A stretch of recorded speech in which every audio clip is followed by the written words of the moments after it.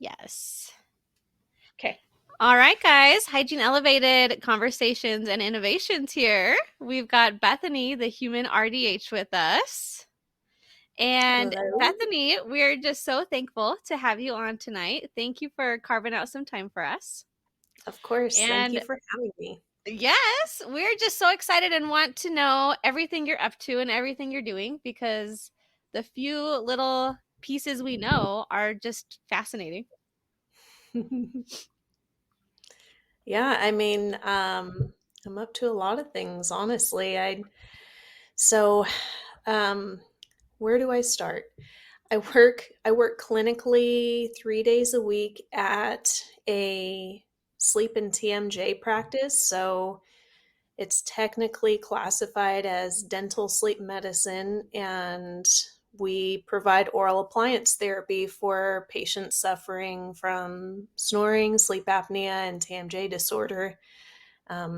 We don't even have the equipment to provide general dentistry there, so it's very Really? untraditional. It's been a really great experience for me. I've learned a lot, and um, I really like knowing that the work that we're doing for these people in our community, it's helping to bridge that gap between dentistry and the medical community. So we work a lot with referring physicians. We refer our patients to physicians a lot too for sleep testing, and it's just awesome. Like we're improving people's health, we're helping them to sleep better, we're improving people's relationships. We have couples that haven't been able to sleep in the same bed in the same room for years, and so it, Yeah. it feels good being able to help people in that way. But when I'm not working clinically, I have a role with Endeavor Business Media. I serve as an editorial director for Through the Loops, which is a daily newsletter that's put out by Dentistry IQ. I've been doing that for nearly a year now, and then I also write a lot. I've been a pretty regular contributor to RDH magazine for the past couple years now, and I serve the industry as a key opinion leader. I represent a lot of companies and manufacturers through my writing and my speaking and webinars and in-person events, things like that. And lastly, I'm a student. I'm just finishing up a bachelor's degree in dental hygiene, and I'll graduate next month, and I'm looking to start grad school in the fall. So I've got a pretty full plate. I keep myself pretty busy. Okay, Bethany, what do you plan on You majoring are in? crazy busy. Yeah. I'm currently majoring in dental hygiene, mainly because that was going to be the easiest degree for me to get. um, but my master's degree that I'll be working on in the fall is master's in business administration. So that Mm, I'm really excited about. I wanted something that would be very versatile for me, something that I could use in, different kinds of industries, and so I know that that will do that for me, so I'm excited for that. Such a great degree. I have a follow-up question. What does hygiene look like in a practice like yours that doesn't have traditional dentistry associated with it? What does that look like for you? So my practice, we have one dentist, and then there are two hygienists, myself, and I have a co-hygienist, and it's very little hygiene. We really don't do much of anything with traditional hygiene. We help to manage patients' oral appliance therapy. We'll pretty much do the whole diagnostic workup, preparing them for sleep testing and collecting records. We do a lot with billing to their medical insurance and following up on pre authorizations, things like that. And then once all of that gets approved, we will take digital impressions with these patients and send them off to the lab. And then she and I will deliver those appliances to the patients and give them all the instructions on how to take care of them and do special bite exercises in the mornings when they take their appliance off. And then we typically will see them about every 2 weeks during the adjustment process to help them find the perfect setting for their appliance. And then we'll help get them set up for a final sleep test so that we can make sure that the appliance is effective in managing their sleep apnea. And from there, we will see them once a year. So my co-hygienist and I, we basically do all of that. My dentist, he does very little. He supervises what we do. He's a part of their initial comprehensive exam, but aside from that, it's really she and I that manage the patient's care. And so I really appreciate that he trusts us that much that we really are able to act as like mid-level providers. It feels like when you come to our office, it feels like you're seeing like a nurse practitioner or something. That's basically the role that she and I have. So it's awesome. When it comes to hygiene, all I really will touch on with patients is I'll discuss periodontal health with them and how important it is for them to maintain good oral hygiene when they're wearing an appliance. And when I am using the digital scanner on their mouth to take their impression, I'll talk with them a bit about my findings. If it looks like they haven't had their teeth cleaned in a while, I'll definitely bring that up and ask them some questions and give them some suggestions on following up with their general dentist and scheduling a hygiene visit. But aside from that, I haven't been touching scalers lately, so it's been different.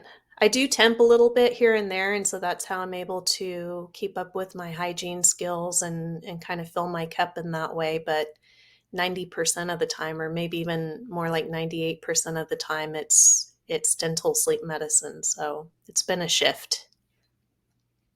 How long have you been working in this practice setting? I joined this practice about a year ago.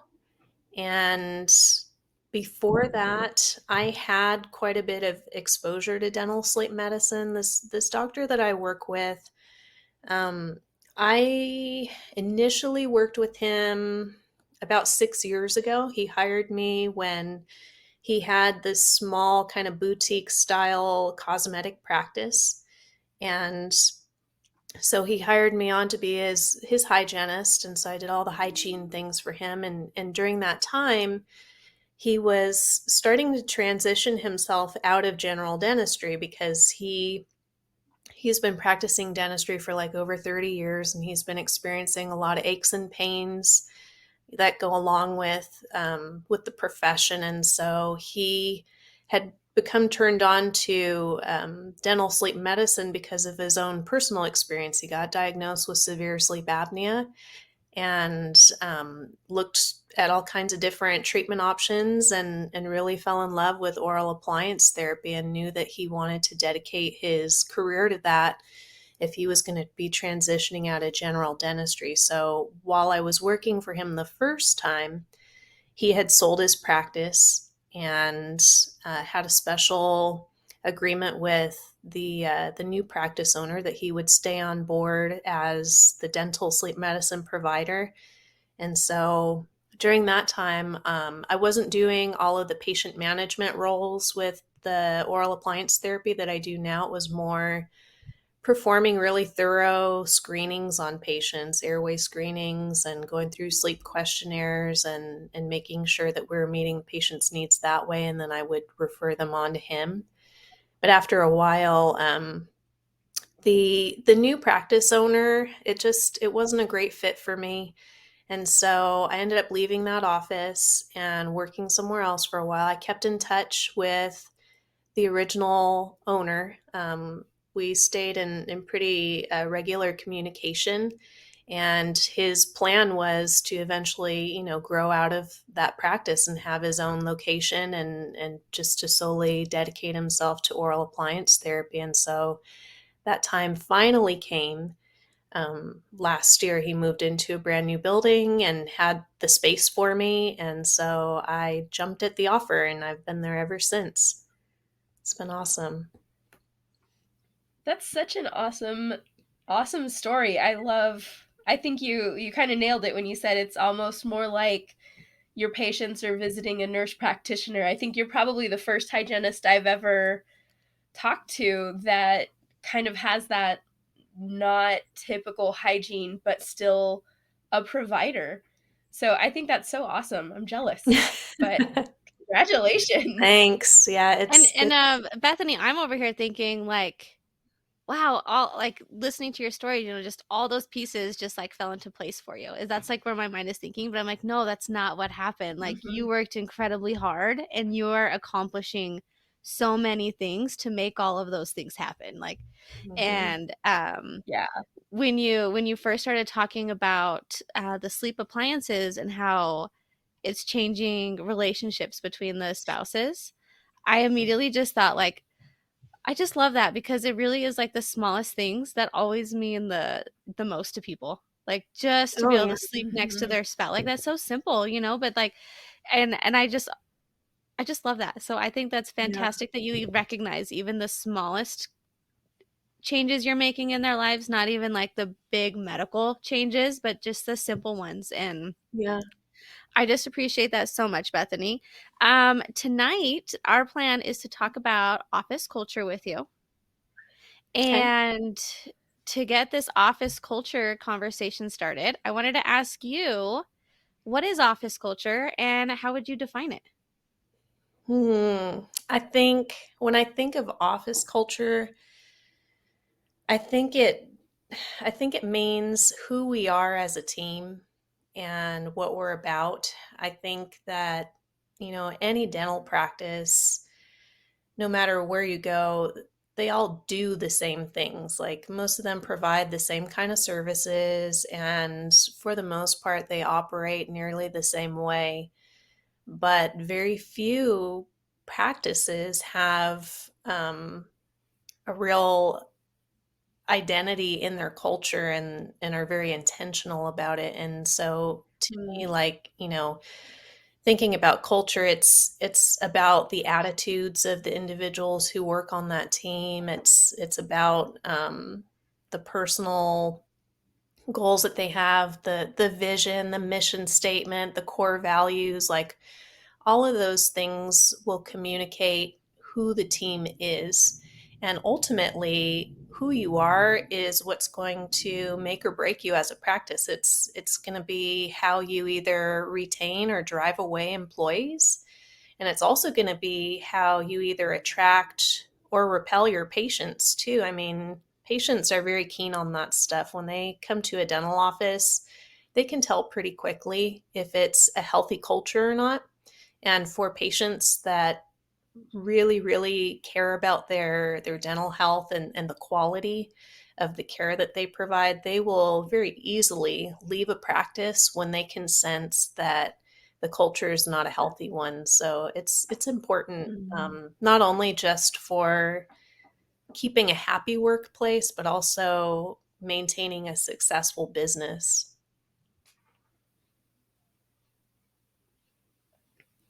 I think that is a wonderful, very broad definition. And I think all those answers definitely encapsulate that whole idea of culture. I was on social media earlier today and it was an advertisement, but I don't know how the market is. You're in Texas, correct, Yeah. Bethany? Yeah, I'm in the Fort Um, Worth in, area. oh, okay. In Utah, I've only been up here about 3 years, but since COVID, the hygiene market has just drastically changed, very much in the hygienist's favor. And so this advertisement was kind of touching on unsustainable, quote unquote, rise in the cost of employment for hygienists. And when they say unsustainable, it's like, okay, $40 an hour. We're finally getting $40 an hour. But anyway, it was a dentist that was interviewing a hygienist, and specifically a consultant. And she was saying, if your office culture is fantastic, you are not going to have a problem navigating the market and inflation and the demand on your hygienist. If your hygienist is happy where she's at, obviously with it somewhat being competitive with pay, you're not going to have a problem with your staff leaving if you have good culture. And I had not really thought about that aspect of inflation proofing your practice with making your culture, like making your employees want to be there. It makes sense, obviously, but I just hadn't like heard it until I saw that advertisement, and I was like, yeah, yeah, Yeah. it's people. Well, I People will get be that, loyal. Amanda. Like, okay, I love the culture. I'll accept a lower salary, but I kind of want this world where we can have it all. Like, I want a good culture Yes, and a salary that I'm sure. comfortable with, and I think that's totally doable, actually. So Yes, I like where that ad was going with it, but I'm kind of like, I don't want to settle just because the place is fits all the boxes but one. I right. I really think there could be a place that'll fit every box. Yeah. I do agree with that. I think like way low salary, no, not a chance. But like for a dollar, someone's not going to leave for a dollar Yeah. in pay difference. Yeah. Anyway, I saw that earlier and I was like, oh, how poignant for today. So so Bethany, what kind of experiences have you had with office culture, good or bad? Just kind of fun stories that you're willing to share with us. um, I could go on and on about culture stories. Um, I mean, I think looking back at my career, because I've been working in dental hygiene or in dentistry for I guess a little closer to like 11 or 12 years. And I have seen both sides. I've worked in offices that had a really strong, healthy culture, and it was a happy place to work. And even in the times where everything wasn't perfect, the team was really great about working things out and finding solutions. And then I've also worked in practices where the culture was very toxic and very unhealthy. And so I don't know. I guess if I were to think about like the healthiest culture, I worked with a team. It was actually the doctor that I work with now. Um, when I very first started working with him, he uh, he worked with a practice management group. They're called the Crabtree Group, and they're a small consultant group that they're based out of the Nashville area. And that was actually my first taste of what healthy culture looks like. They really were hands-on in being involved with our team, and communication was like a really important pillar of how they led the practice. And so at first it kind of intimidated me a little bit, because we would have several meetings during the week, and and during these meetings we were very much encouraged to be in constant communication with our team members. Even if we felt like there wasn't anything necessarily to communicate, they were always challenging us to find areas that could use a solution. And by coming from that approach, like at first it was a little overwhelming for me, but I just chose to approach it with an open mind.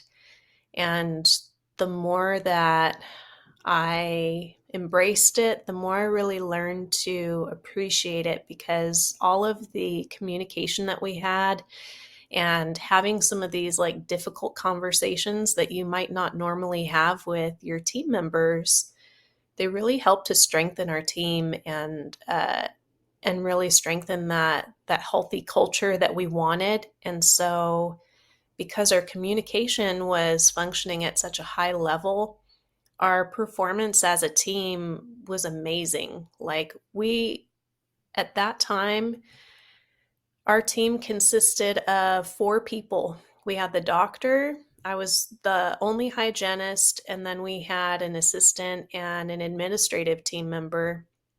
And between the four of us, um, we were very easily bringing in 1.2, $1.5 million a year in revenue for the business.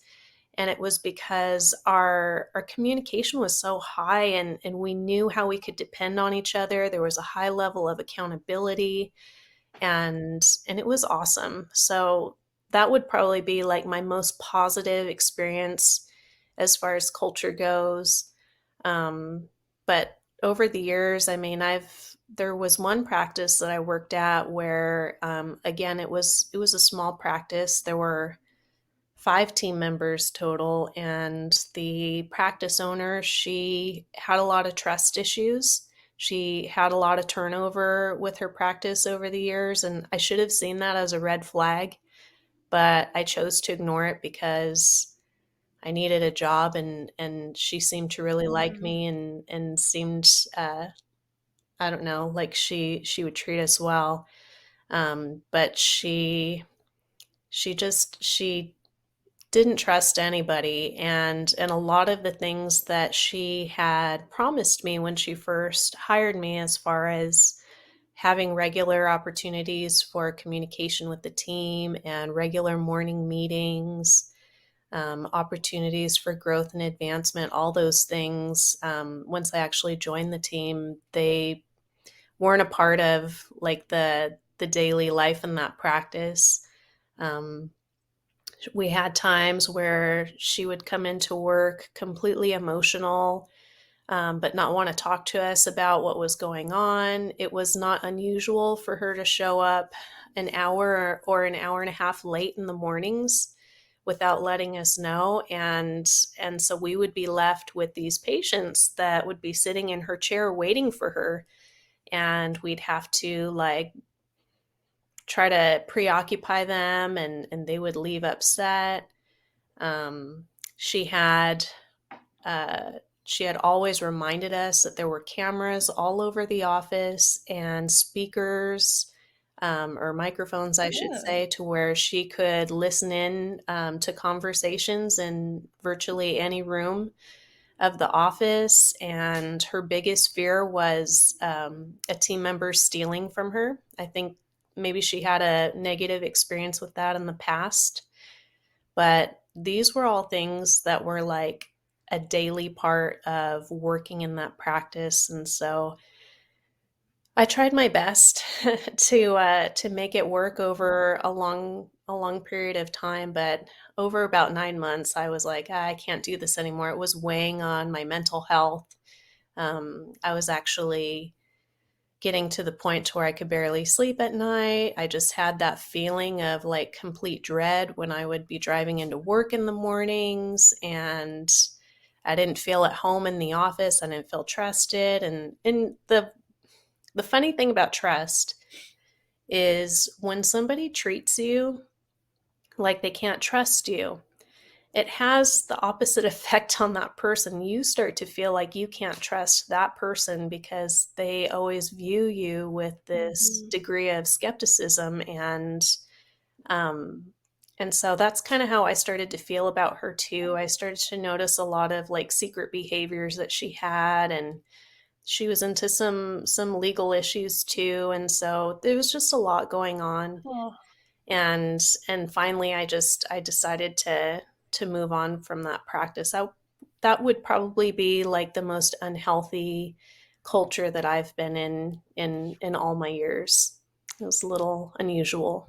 So, Bethany, you really just described like two polar opposite worlds there. One with fabulous Oh. communication, the office is producing over $1 million. I'm curious with the office where you're being like spied on all day. What was the production like in there? It wasn't good. It Yeah, was, I bet. yeah, it was the exact opposite of where I'd come from. The office or the practice was struggling big time. I don't know, my hygiene schedule was rarely full, and I want to say that she maybe saw one or two restorative patients a day. There was a lot of downtime. And with all that downtime, we were always being asked what we were doing with it, what we were working on. And it was a lot of micromanaging going on. And yeah, the business definitely was a reflection of the culture that was there. So it is very interesting how those two things are very tightly woven. Yeah, that was like just a beautiful analogy of how much the culture truly affects productivity for the Yeah, practice. yeah, Oh, I mean, that's not so only like horrible. productivity, but even job satisfaction. I mean, right, one where you felt at home, and then the other was just dreadful getting in there. right. How long did you say you lasted in that I don't know, lesser desirable practice? I was there Gestapo, for working for yeah, Gestapo. I was there for 9 long months. I really shouldn't have even stayed that long, but I, I wanted to make it work. I mean, I think we all, as team members, like whether we're happy or not, we all have this internal battle with ourselves where we don't want to see ourselves as being a quitter. And I think a lot of us have this fantasy or this dream of finding the dream office that we're there, 2 decades until we retire. And unfortunately, for a lot of dental practices, they're not presenting an environment that would support something like that. And so that's kind of the decision that I had to come to was, this is just plainly not a healthy place for me to be. And it really is affecting me like physically and mentally, and it's not going to change. I mean, we would have these heart-to-heart conversations and new promises would be made, but within like 48 hours those promises would be broken. And so it's kind of like this vicious cycle.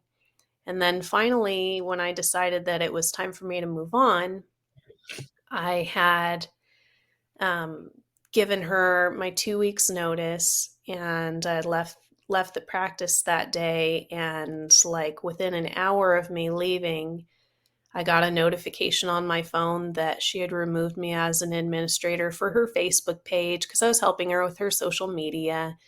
And like the very next day, I had a hygienist friend who reached out to me, who she does a lot of temp work in the area. And she reached out to me saying, "Oh my gosh, your doctor just reached out to me and she asked me to come temp for you guys on Monday, so it looks like I'll get to see you." And I knew right away what was going on because, as we kind of already established, the hygiene schedule was never full to even support one hygienist. And so the fact that she was wanting to bring in a temp, I was like, okay. So I had reached out to the practice owner and I was like, "Hey, so so and so got in touch with me. What's going on?" And she basically said that she felt like she needed to make a decision that would protect her and her patients. And by having me come back to work on Monday, she worried about how that would affect the patients. So she decided to replace me. So it just confirmed to me that I made the best decision for myself. And honestly, like it wasn't a great situation, but I look back on it now and it was a lesson learned and it made me stronger, and it helped to teach me um how to trust my gut more, because I hadn't been doing that very much. I think that until like this big COVID pandemic had hit us, the hygiene market was it was tough out there. There was a lot of competition for jobs, and in my area, um, and I feel like it was more nationwide. If you were a hygienist looking for a job, you were really really lucky to get one. um, you didn't really have a lot to choose from, and so I think after the pandemic hit, it took a lot of us by surprise. I think maybe some culture shock to realize, like with this huge exodus that we've had of dental hygienists, like we actually are in a position now to where we can choose where we work, and we can choose the practice and the environment that we want to work in. And for a lot of us, I think we're still learning how to do that. We're still trying to get over that mentality of scarcity, and to realize that we can actually be choosy now on where we work, and that's a great place to be. I'm really happy to see that. No, you're absolutely right. We do get to choose where we work now, and that is new to the industry. 100% there. Oftentimes when I'm with clients, I'm trying to explain this exact same concept to them, that the game has changed now. You don't have 100 applicants to choose from. It's more like they are interviewing for the position rather than Mhm. us. So I'm like, you need to sell your hygienist on the position. Why do they want to be in your practice? Right. And I'm like, this isn't like it's not the way it was, where like you're lucky if we pick you. Now the roles have totally flipped, where you are lucky if the hygienist picks you. Like, Right. you will be the winner if we pick you. And Mhm. we have so much to offer. um but what I want to go from there is like, what kind of advice do you have for hygienists who do have the control now to choose where they want to work? What kind of things can they do to keep to um almost like, okay, you are so lucky I am here because this is why I bring all of these fabulous things to the table. What do you think hygienists should be bringing to the table to help with the office culture? Yeah, that's a really good question. I think we really need to get real with ourselves, and dig deep, and find those skills and those qualities that each of us uniquely have, that we do bring to the practice, because it's different for all of us. Like, we all essentially do the same job, but each of us has a different set of strengths and weaknesses, and it's really important to identify those as individuals. um, I think, just like you said, coming into the interview, realizing that the interview is not just for the practice, it's for you too. It's an opportunity for you to get an idea of if this practice is a good fit for you, and if it's even worth your time moving forward with a working interview, or a potential job offer. You don't have to say yes. Hmm. And again, that's a train of thought that we all need to get ourselves out of, is, automatically accepting a job because it's offered to us. You don't have to. And so being able to recognize practices that have the green flags, to attract employees, like a high level of communication, or practices that celebrate their team members. They provide them with verbal affirmation, or a reward system, or team outings, opportunities for team members to bond with one another. All of those things, they're not as easy to find as you would think. And so when you do find a practice that's actually making intentional moves to support a healthy culture, we have to learn how to recognize that. One of my friends, her name is Brittany Claus, and she's got a really large Instagram and TikTok following. Her, I think her account is Brush with Brit, but she had posted a video not too long ago that I really liked. She was talking about, when you're looking for um, a potential employer, an important question to ask them is if they value the hygiene department, and to just sit back and wait for them to answer. And when they say yes, to follow up that question with, what do you do to communicate value to your hygiene department?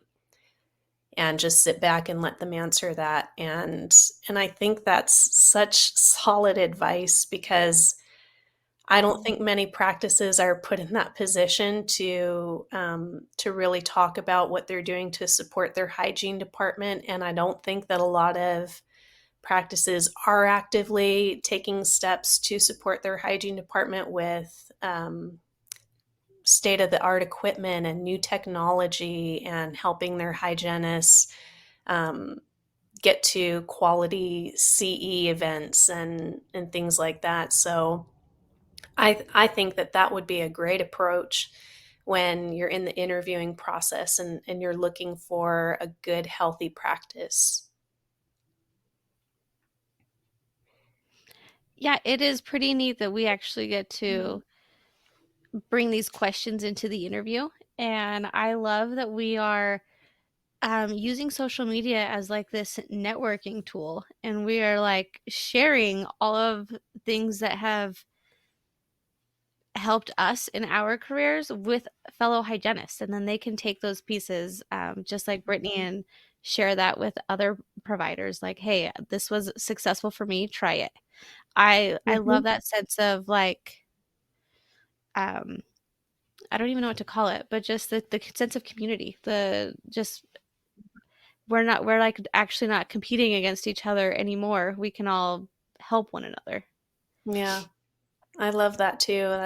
That's like so good to see, because I don't feel like I experienced much of that for the first several years of my practice. So to have that kind of like camaraderie with our colleagues is really special. And I think that the more that we support one another and that kind of thing, we're going to see our profession really take off in the direction we want it to go, and we're going to see change.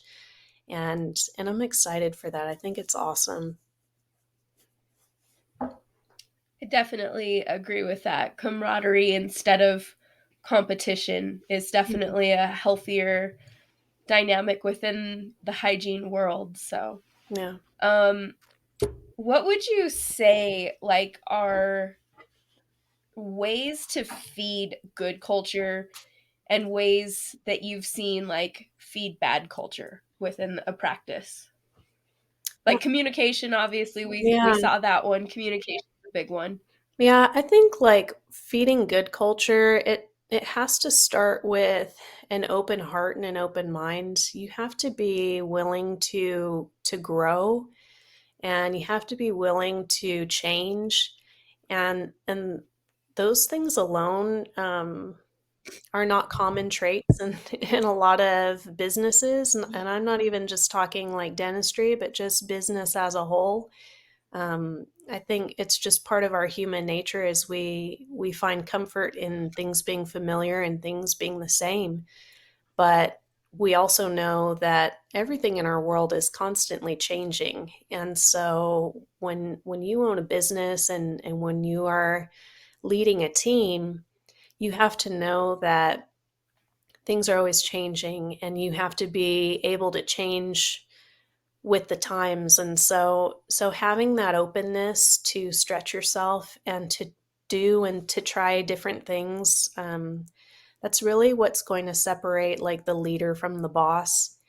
And I would say feeding a healthy culture, I mean, that's going to be the leader of the practice investing themselves in leadership training.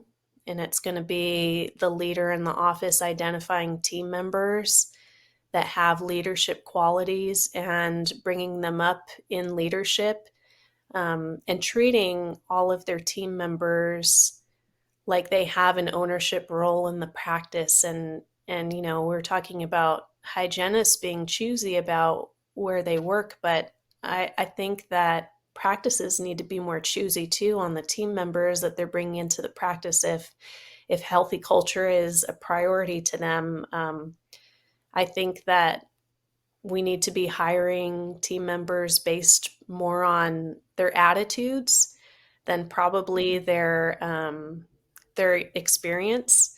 I think that attitude is going to outshine whatever experience you have. Even in my practice, we just brought on a new team member because we're growing, and there's just too much work for the small group that we have. And so we knew we needed to hire somebody new.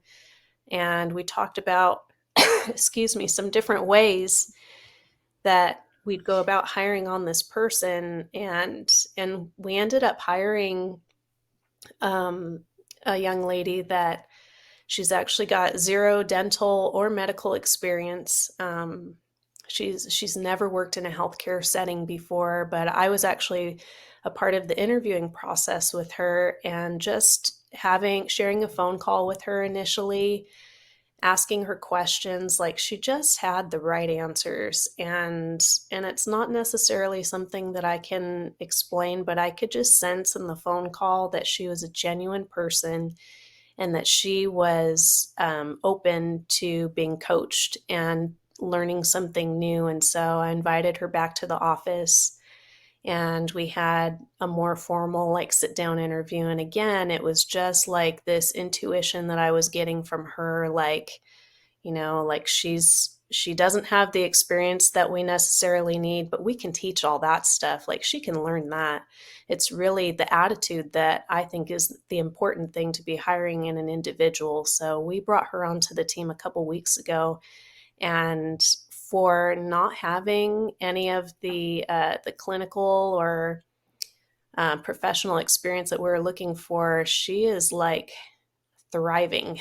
Like, she's picked up everything so fast. And we're not even worried about like any of that stuff. It's just she's been a pleasure to work with.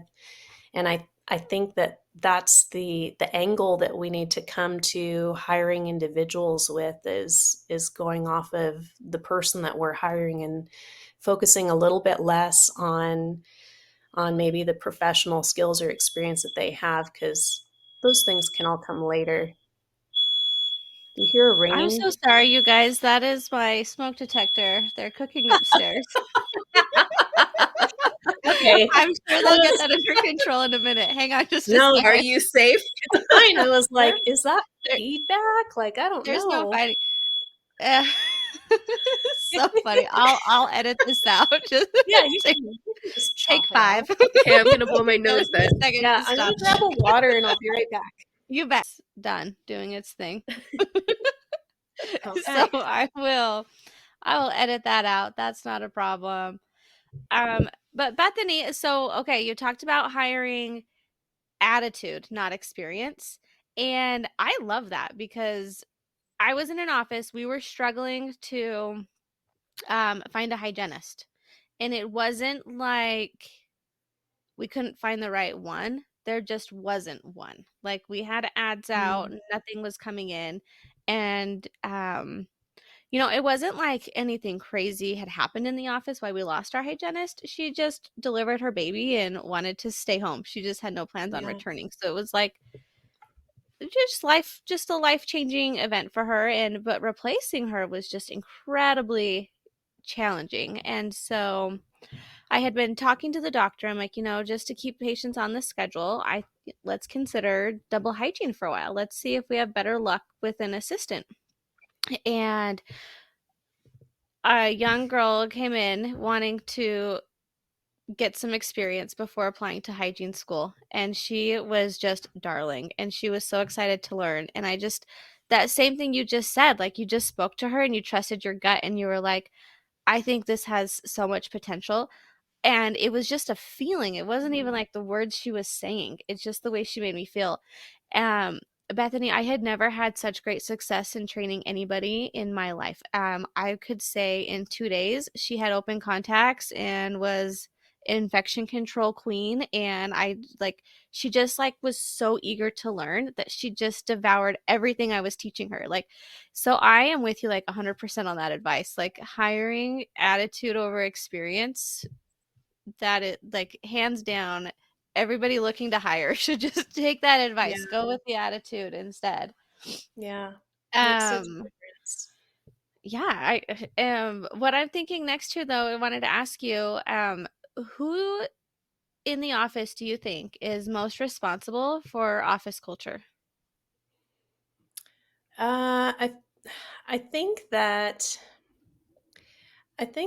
it's really going to be placed on the practice owner. I mean, and that's kind of hard because in these years that I've been in this industry, I've worked for some practice owners that they fully embraced that, they wanted that, and then I've also worked for some practice owners that they want the freedom that comes with owning a practice, but they don't necessarily want the responsibility that comes with it, and that can be tough. So there are ways around that. If the practice owner would describe themselves as like that second category, that's fine. But you do need to put somebody in that position to lead your team. So whether that is like an official like office manager who's going to take that role on and lead the team, or bringing in like a practice management group or a consultant. It doesn't really matter what it looks like, but the the team does need a leader. And if it's not going to be Mhm. the practice owner, it needs to be somebody that the practice owner fully trusts and endorses, because um, too many times I think a lot of practices find themselves in the position where, the practice owner is like that second category. They want to own a practice, but they don't necessarily want to manage it. They're hoping that they're just going to hire all the right people that will kind of manage themselves. And unfortunately, it just doesn't work that way. Every team is going to need a leader. And when it comes to being a successful leader, it's going to involve that person investing in themselves. It's going to take that person training themselves up to be a leader. Um, there's like that cheesy saying that leaders are learners. I don't feel like great leaders. I don't feel like you ever get to the point where you just don't need to learn anymore. You don't need to change anymore. So it really takes a personality where you fully embrace that responsibility. You fully embrace the opportunity to be able to grow yourself and grow your team with you. And if you are not passionate about that, you need to bring on somebody who will take that role for you. Um, so it can look a few different ways, but if it's not the practice owner, it needs to be somebody that they specifically put in place and they empower that individual to fully take on that leadership role.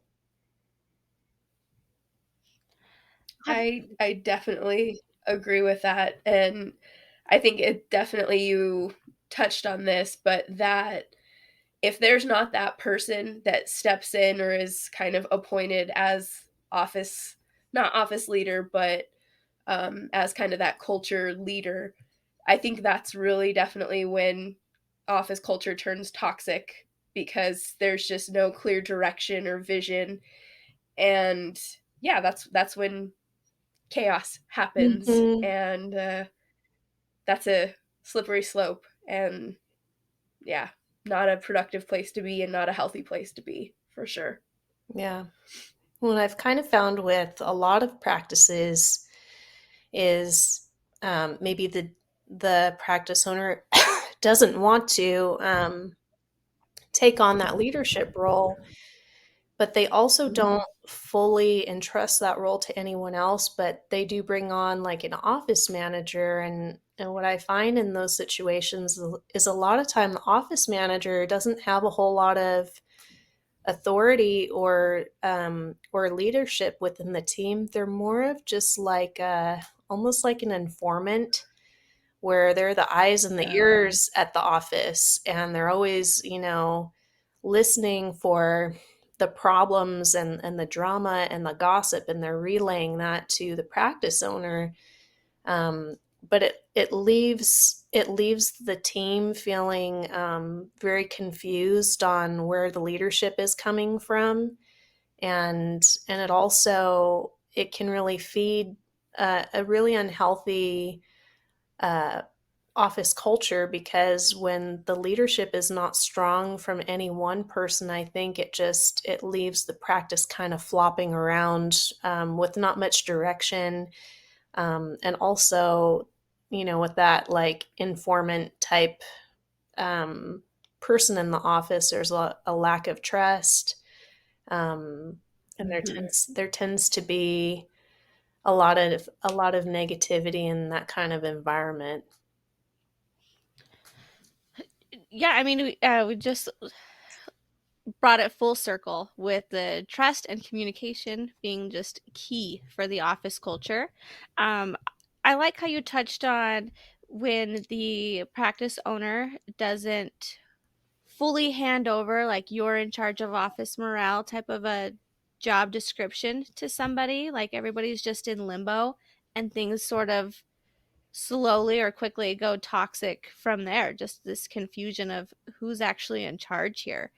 And when we first came up with the topic of, like, you know what, let's talk about office culture, my first thought was like, I'm the office culture. Like, it's me. When I show up, I'm bringing energy and enthusiasm and just pleasantries like to everybody.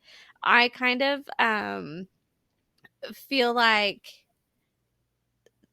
the hygienist is almost expected to have, like, leave your personal life at the door because you are now in charge of uplifting the entire team through the day. And it was like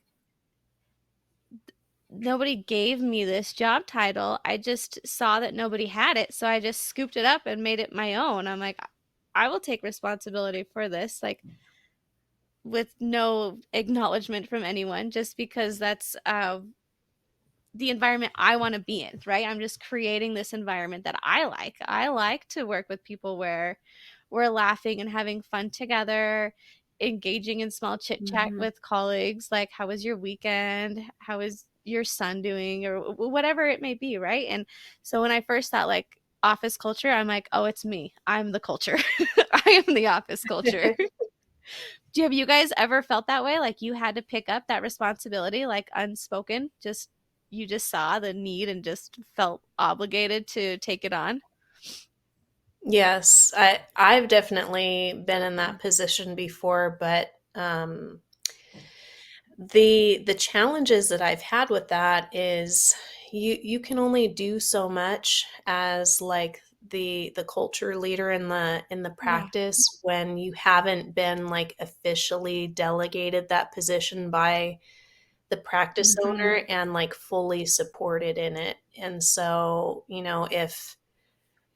if your practice owner makes that very clear to the team and gives you their full support, then that's amazing. And I think that that's a great position to be in. But if that's not really happened, I mean, I feel like a lot of times I've been that person too in practices where the culture is suffering.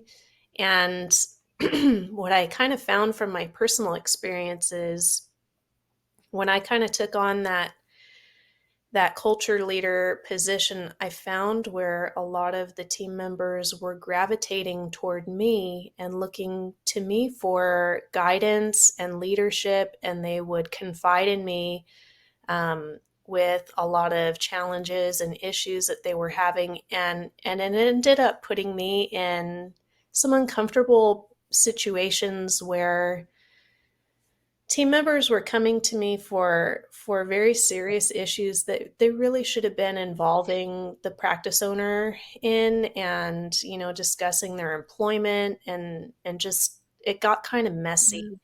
And since I hadn't been officially given that role as like the leader of the office, or been put in that leadership position, it left me feeling like I had this big burden. As much as I love to bring like a positive energy to the office, I like to uplift people. I thrive on relationships. all that stuff, like it started to actually deplete all that stuff for me because just because of the demand there was for strong leadership within the office that I couldn't like officially provide to them, if that makes any sense. No, I agree Mhm. with that like 100%. It's like I'm not even at those practices anymore because that's probably reflecting back on it. What burnt me out was trying Mm-hmm. to cater to my patients and my team in this role, and it was exhausting. Yeah, it's a lot. It's Yeah. very difficult to do it all.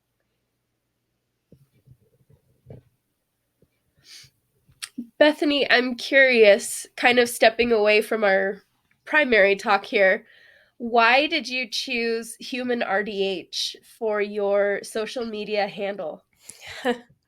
um, well, I guess it kind of like revolves around this conversation that we've been having. Like I really have over the years I've felt like a lot of times I was like that person that my team would come to, because I think in a lot of dental practices we're all expected to come in and do a job and to leave our personal lives at the door, and almost to operate in a mechanical way,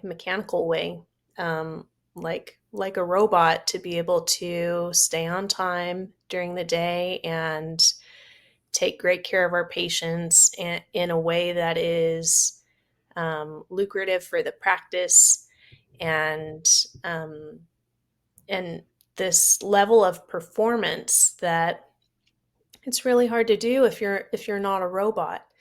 And so I just really started to realize that over time, that when it comes to dentistry and dental hygiene, we're really missing like this big human piece that unites us all. You know, we all have this emotional side to us. We all have different unique gifts and skills that we bring to the job every day that aren't necessarily celebrated or utilized. And so when I was kind of thinking about what I wanted to focus on with my social media presence, I really wanted to focus on that. I really wanted to focus on the relational aspect of dental hygiene, and I wanted to focus on things like mental health, and one of the main things that I've used my social media account to spotlight are ways that a clinician can advance themselves professionally outside of clinical dental hygiene. Um, I love dental hygiene. It's always going to be my first love as far as my profession goes. But for a lot of us, we find ourselves in a position after so many years to where we start to wonder, is this it? Like this is what I get to do every day?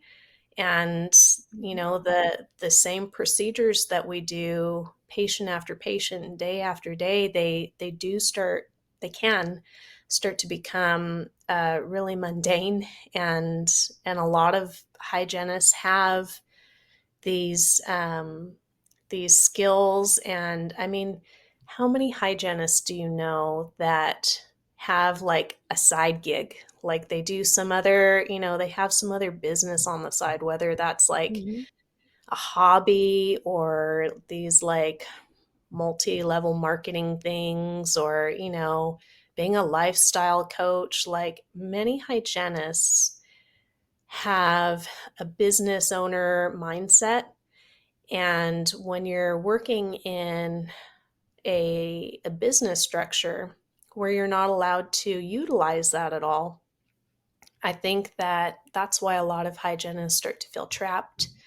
And then to throw in like this heavy workload and and a lot of the day-to-day issues and the drama that can come along with clinical practice too. I think that's why so many hygienists have just slowly left the field. So for me, being able to share healthy outlets for clinicians to be able to expand themselves beyond clinical hygiene, I know that for me personally, that's brought me so much joy that I didn't used to have when it comes to the work that I do every day, and how I contribute toward my profession and all of that. I really love being able to share opportunities with people and being able to talk about the importance of networking and mentorship and that growth mindset. We we learn in dental hygiene school that we need to be lifelong learners, but I don't think most of us stay that way. I think we get into the workforce, we get our job, we start getting our paychecks, and from there we kind of get tunnel vision, and we're just focused on our paychecks. A lot of us don't even invest in like good quality CE. We do what's convenient or what's free or what's online, and that really is what's going to separate the happy clinicians from the unhappy ones. Are the ones that they're willing to invest in themselves and they're willing to stretch themselves outside of their comfort zone to grow and to do new things. So that's mainly what Human RDH is about, is just helping to promote the profession and to grow clinicians and to make happier humans. I love that. Bethany, that is just beautiful. I love it so much. And I know in it's fact, beautiful. today I was telling this doctor I was with, I'm like, I have to get home in time because we are having a conversation with Bethany, the human RDH. Do you know who she is? And he's like, no, I don't know who she is. And I'm like, well, let me tell you, she is incredible. She is just genuinely kind. She's such a good person, Mhm. and she's just so caring, but also just so humble. And I just couldn't thank you enough for like chatting with us tonight. And I have just praised your Yeah. name like all week. Like we get to So talk to Bethany. it's been And an honor. you really have done just such a wonderful thing for the community of hygienists with sharing that outlook on what Mhm. they can do outside of the clinic, uplifting themselves, investing in themselves. um I love all of the great office culture things that we've collaborated on tonight, like the mission statements, your like establishing the leadership role, and just everything that encompasses all of that tonight. Um, but Amanda and I, we have these signature sign off questions that we want to ask you. Okay. And Amanda, do you want to go first? Sure, I'll go Okay. first. So, Bethany, what topic or concept do you wish you would have learned in school that you learned your first year or two of practice? I think it would have been how to take care of myself as a person. Um, Nobody Mhm. really talked to us at all about, uh, as a hygiene student, I think we're all taught that once we get into the workforce, it's high paced or fast paced. There's a lot of pressure and all that, but I don't think that we're really taught ways to preserve ourselves and and to protect our minds and our hearts from all of the assaults that we get from day to day. I mean, even if you work in a very healthy work setting, you're going to experience some of this stuff. And like the burnout that we hear about all the time, that is not just unique to dental hygiene. That is any profession Mhm. that you choose. I've got family who are nurses. I've got family who are teachers. I've got um, I don't know, just all kinds of different industries in my family. And it's funny to me because when I'm on the different hygiene forums online, I hear a lot of hygienists say, like, I should have been a nurse, I should have been a teacher. Um, and they're facing all the same stuff that we do too. And what I believe Mhm. is that a lot of it comes down to our attitudes. And if our attitude is not in the right place, we're not going to be happy whether we're working as a dental hygienist or a nurse or a teacher. So I wish I had learned um, ways to take care of myself. And I wish somebody had come and talked to us about practices to maintain mental health, and the importance of things like having a hobby. A lot of us don't have that. We don't really think about that, but that having a hobby is very therapeutic. And when you're not practicing clinically, having some kind of healthy outlet where you are expressing yourself, being creative, like that does so much for our brain that we don't even realize. And it helps to preserve us. It helps to balance things out. So that's what I wish I had learned in hygiene school. Okay, Bethany, I'm dying to know, what is your hobby? What do you like to do when you're not in school, when you're not at your sleep Yeah. office? What do you like to do? She sleeps. She sleeps. That's what she I does. barely, yeah, I barely have time for sleep, honestly. I bet. Actually, if I were to define my hobby, it really has been writing. I didn't grow up as like a big writer. I remember like as a teenager, I had a diary that I never wrote in. Like I got the diary with the special lock on it, and I wrote maybe on the first 2 or 3 pages, and then I fell off with the schedule. I was never good about it, but as an adult, um, I have found where I enjoy expressing myself through writing. And so it just so happens for me that I'm able to use the hobby that I enjoy, um, to still make, um, a salary out of it. So like a lot of the writing that I do for these different publications, like I guess that kind of sounds silly, but it's that's my therapy, is being able to get my fingers on a keyboard and really just express myself through my writing. It brings me peace. It helps to slow everything down. It helps me to really focus on certain things, because I'm just like any other adult. I've got about 16 tabs open in my brain at one single time, and I'm getting to the point now to where like I forget things a lot. I can be very absent-minded, but when I'm writing, it helps to bring um, clarity to everything, all the chaos that's around me. So that's my hobby. Hmm. That's not silly at all. I love that, actually. Amanda, what is your hobby when you're not in clinic? Oh gosh. I have too many hobbies. Um Finally, I think it stopped snowing today. So, gardening, seasonal gardening. My husband and I do a lot of traveling, and I like to capture our memories in scrapbooks. So I have a ridiculous amount of scrapbooks already. I am notorious for saving like every shred of paper, maps, everything, and I'll like highlight the things that we did. So, organization products or projects around the house, all of those things. Ooh, I could hire you for that. I I would, Happily do it. yeah, I would pay somebody to come organize my house. That would be amazing. Mm. I love that you do that.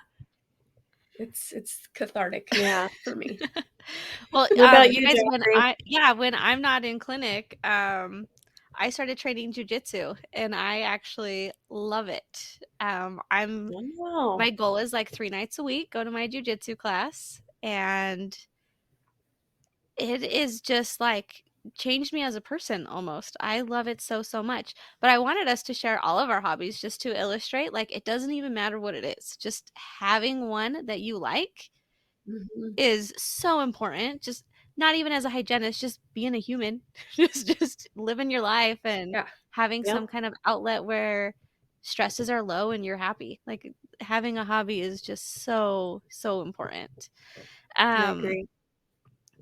yes, and so I guess, Bethany, the last question I have that I wanted to ask you, that we love to ask everybody, so no repeat answers here. What piece of advice do you wish you could go back and give yourself as a new grad?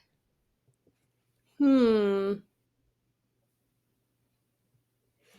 I think I think I would tell myself to be easy on myself. Like, I think when we graduate from hygiene school, we have these high expectations of how we want to be as clinicians. I think that the attitude from a lot of hygiene programs is, there's this high pressure for them to prepare you for the workforce. And so you'll hear a lot from instructors, um, whether they think that you're ready or not for the workforce. And I think coming into working clinically as a hygienist after hygiene school, it's scary. Like, it's a lot. You're used to getting 4 hours for a single patient, and then just depending on the practice that you're working in, you'll get anywhere from 40 to 60 minutes, and it's a big transition to make. And so we put a lot of pressure on ourselves to be perfect right away, and to not make a mistake when mistakes are how we learn. I mean, they're lessons. And so being able to realize that there's always, the lesson out of the mistake. And if you're in, going back to the culture thing, if you're in a healthy culture, your team is going to give you the grace to make mistakes without, getting the third degree. And um, I've heard of some teams actually where they will actually like celebrate and cheer when somebody makes a mistake, because they want to be able to support that person in growing, and they know that when you're learning that lesson, you're growing and you're becoming better than you were before. So just being easy on ourselves and giving ourselves that grace and allowing ourselves to make mistakes once in a while. That's just the beauty of developing as a person and our human experience. Bethany, that is awesome. Come I on, love let's be friends. chatting with you so much. You just really have this down to earth, genuine persona that is just draws us in. We just love following you, reading your articles, listening to what you're talking about. I can't say it enough, like how many wonderful things you're doing for I want to say, like, my mouth is about to say next generation of hygiene, but it's also the current generation. It's for all of us, the old, the new, all of it. Um, but yeah, so Bethany, just thank you so much for chatting with us tonight, and I'm sure we're gonna see each other at conventions again. I know we will. I hope so. Nashville. That's Yes, I'll right. be Nashville's there. calling our name. Yes, I can't wait. It's going to be awesome. Yes. But seriously, Bethany, thank you so much. We value your time, and I know it's late on your end, so just I can't thank you enough. You're fabulous. Keep doing what you're Thank doing. you Good for luck with having me. school. Good luck Yeah. with grad school. Thanks, guys. I appreciate your time and the good conversation, and I look forward to seeing you guys over the summer. I think it's going to be a lot of fun in Nashville, so I can't wait for that. Yeah, we will be there. Cool. All right. Good night, you guys. All right. Get some Bye. rest. Thanks. Bye. Bye.